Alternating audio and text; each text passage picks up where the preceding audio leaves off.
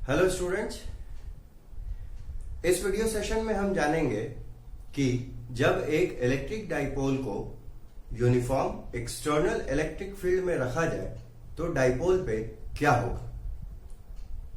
तो पहले सिचुएशन को डायग्राम की मदद से समझते हैं।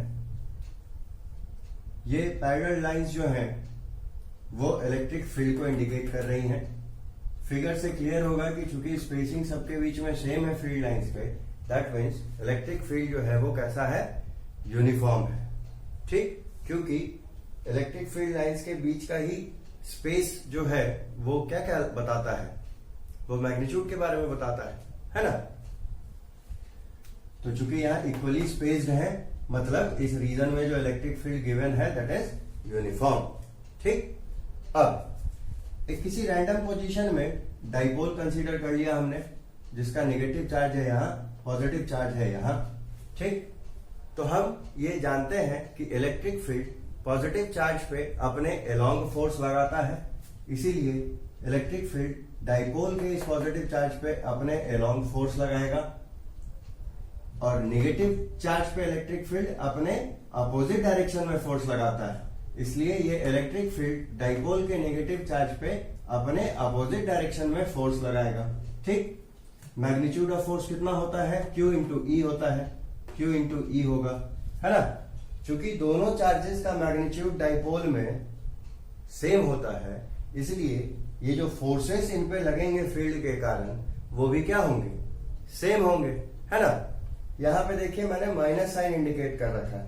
माइनस साइन यहाँ पे नेगेटिव चार्ज पे फोर्स के लिए इसलिए लिखा है क्योंकि ये बता रहा है कि ये जो फोर्स है इस नेगेटिव चार्ज पे इस फील्ड के कारण वो इस इलेक्ट्रिक फील्ड के डायरेक्शन के अपोजिट डायरेक्शन में। ठीक है, तो उसी डायरेक्शन को इंडिकेट करने के लिए यहां पे माइनस साइन को इस्तेमाल किया गया। ठीक है, तो अब हमको क्या मिल गया है, नेगेटिव और पॉजिटिव चार्ज पे फोर्स का direction as well as force का मैग्नीट्यूड पता चल गया है। तो क्लियर है कि ये फोर्सेस कैसे हैं, equal magnitude but opposite direction के हैं। इसीलिए नेट फोर्स ऑन डाइपोल क्या हो जाएगा, इलेक्ट्रिक फील्ड के कारण जीरो। क्लियर है बात, क्यों जीरो होगा, क्योंकि इलेक्ट्रिक फील्ड दोनों चार्जेस पे इक्वल मैग्नीट्यूड का फोर्स लगाती है मगर अपोजिट डायरेक्शन में लगाती है। इसीलिए दोनों फोर्सेस एक दूसरे को कैंसिल आउट कर देंगे, जिस कारण नेट फोर्स ऑन डाइपोल जो है वो जीरो मिल जाएगा। ठीक, लेकिन इन इक्वल मैग्नीट्यूड के फोर्स मगर जो कि अपोजिट डायरेक्शन में है, इनके कारण डाइपोल में एक टर्निंग इफेक्ट पैदा होगा जो डाइपोल को या तो क्लॉकवाइज या एंटी क्लॉकवाइज डायरेक्शन में रोटेट कर देगा या रोटेट करने की टेंडेंसी करेगा। ठीक है, इस टर्निंग इफेक्ट को हम टॉर्क कहते हैं, जिसका मैग्नीट्यूड होता है magnitude of force on either charge, मतलब QE, और जो फोर्सेस चार्जेस पे लग रहे हैं उनके बीच के परपेंडिकुलर डिस्टेंस के प्रोडक्ट के। ठीक है, मतलब QE जो फोर्स लगेगा और जो भी फोर्सेस के बीच का परपेंडिकुलर डिस्टेंस होगा उनका जो मल्टीप्लीकेशन होके वैल्यू मिलेगी, जो उनका प्रोडक्ट होगा, वही टॉर्क का मैग्नीट्यूड होगा। ठीक है, तो मैग्नीट्यूड ऑफ फोर्स तो हमको पता है QE है, परपेंडिकुलर डिस्टेंस हमको निकालने की जरूरत है। तो देखिए पॉजिटिव चार्ज पे लाइन ऑफ एक्शन जो है फोर्स का वो ये हो गया, नेगेटिव चार्ज पे जो लाइन ऑफ एक्शन है फोर्स का वो है ये। तो इसको थोड़ा पीछे ले जाते हैं, ये डॉटेड लाइन से दिख रहा होगा। तो इन लाइन ऑफ एक्शन के बीच में जो परपेंडिकुलर डिस्टेंस हमको मिलेगा, ये चीज यही जो है हमको यहां पे पुट करना है। ठीक, तो ये डिस्टेंस कैसे निकलेगा, तो देखिए फिगर में ये एक राइट एंगल ट्रायंगल है ना। तो इतना डिस्टेंस जो है वो इस ट्रायंगल के से मिल जाएगा। तो इस ट्रायंगल में 90 के सामने वाला है हाइपोटेनियस। अगर डाइपोल मोमेंट और फील्ड के बीच में थीटा एंगल है तो इस थीटा के लिए इस राइट एंगल ट्रायंगल में ये साइड हो जाएगा परपेंडिकुलर। तो साइन थीटा का कंसेप्ट यूज कर लेंगे तो परपेंडिकुलर क्या मिल जाएगा, एच साइन थीटा। एच की वैल्यू क्या हो जाएगी, जो मिड पॉइंट से डाइपोल के एक्सिस के मिड पॉइंट से पॉजिटिव चार्ज का दूरी होगा जो होता है ए, है ना। तो एच की वैल्यू हो गई ए के बराबर। तो परपेंडिकुलर क्या होगा, एच साइन थीटा मतलब ए साइन थीटा। अब हमको ये डिस्टेंस निकालना है तो देखिए इससे मिल जाएगा। तो ये एक ट्रायंगल है राइट एंगल, ठीक। वर्टिकली अपोजिट एंगल के कंसेप्ट से ये एंगल भी थीटा मिल जाएगा जब ये थीटा है तो इस थीटा के लिए इस राइट एंगल ट्रायंगल में ये साइड परपेंडिकुलर होगा। तो यहां भी हम साइन थीटा का कंसेप्ट से परपेंडिकुलर निकाल लेंगे जो मिलेगा कितना, एच साइन थीटा। यहां भी एच कितना होगा, जो डाइपोल एक्सिस के मिड पॉइंट से नेगेटिव चार्ज का डिस्टेंस है जो कि है ए। तो एच यहां भी ए है तो यहां पे भी पी क्या मिल जाएगा, एच साइन थीटा मतलब ए साइन थीटा। तो हमको ये डिस्टेंस भी मिल गया। तो ये डिस्टेंस भी ए साइन थीटा, ये डिस्टेंस भी ए साइन थीटा। तो दोनों मिलके क्या हो जाएंगे, 2a साइन थीटा। वो वैल्यू हमने यहां पुट कर दी, ठीक। अब चूंकि Q इंटू 2a क्या होता है, डाइपोल मोमेंट का मैग्नीट्यूड होता है। तो Q इंटू 2a की जगह हमने यहां पुट कर दिया P की वैल्यू, E आ गया, साइन थीटा आ गया, ठीक। तो ये एक आंसर हो जाता है।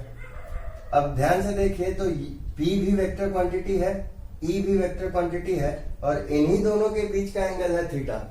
P वेक्टर और E वेक्टर के बीच का एंगल है थीटा, है ना। तो ये जो है वो क्रॉस प्रोडक्ट का फॉर्मूला दिख रहा है तो इसको हम क्रॉस प्रोडक्ट के टर्म्स में एक्सप्रेस कर देंगे, ठीक है। क्योंकि क्रॉस प्रोडक्ट किसी दो वेक्टर का क्या होता है, अगर वेक्टर्स A और B हैं तो क्रॉस प्रोडक्ट हो जाएगा कितना, AB साइन थीटा। वैसे यहां पे है P साइन थीटा है, दोनों वेक्टर क्वांटिटी थे, इन्हीं के बीच का एंगल था थीटा, इसलिए ये P क्रॉस E में लिखा जा सकता है। क्लियर। अब इसमें भी स्पेशल केस होता है। तो अगर थीटा 0 डिग्री है मतलब ये कंडीशन, मतलब डाइपोल मोमेंट और इलेक्ट्रिक फील्ड का डायरेक्शन सेम है, तो इस केस में साइन 0 क्या हो जाएगा, 0। तो उस केस में टॉर्क कितना मिलेगा, 0। इस सिचुएशन में जो डाइपोल होगा वो स्टेबल इक्विलिब्रियम में कहा जाएगा। इस केस में अगर एक्सटर्नली हम कोई फोर्स लगाए भी डाइपोल पे तो वो अपनी ही जगह पे स्थिर रहेगा, ठीक है। इसीलिए इसको स्टेबल इक्विलिब्रियम कहते हैं, ठीक। दूसरा कंडीशन 90 डिग्री का है ना, मतलब ये कंडीशन, मतलब डाइपोल कुछ ऐसा रखा हो जिससे कि डाइपोल मोमेंट और इलेक्ट्रिक फील्ड के बीच का डायरेक्शन कितना मिले, 90 डिग्री मिले, ठीक है। तो उस केस में चूंकि साइन 90 मैक्सिमम वैल्यू होती है साइन की, और कितनी होती है वो, +1 होती है। तो for a particular dipole moment and electric field, जो इस केस में टॉर्क का वैल्यू होगा वो मैक्सिमम मिलेगा, ठीक है। तो ये कंडीशन हो गई 90 डिग्री वाली मैक्सिमम टॉर्क की। और तीसरा बचता है 180 डिग्री का, मतलब ये कंडीशन जब डाइपोल मोमेंट वेक्टर और इलेक्ट्रिक फील्ड वेक्टर आपस में अपोजिट डायरेक्शन में हो। तो अगेन इस केस में साइन 180 चूंकि 0 होता है इसीलिए यहां भी टॉर्क 0 होगा।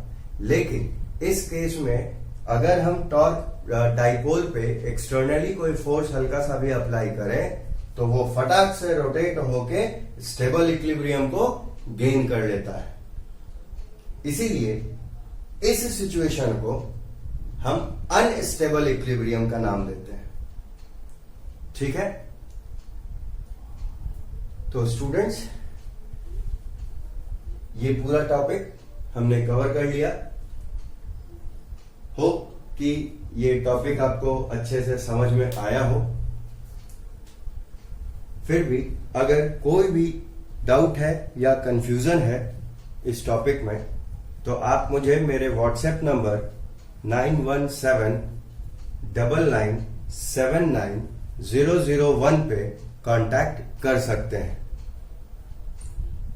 ठीक है।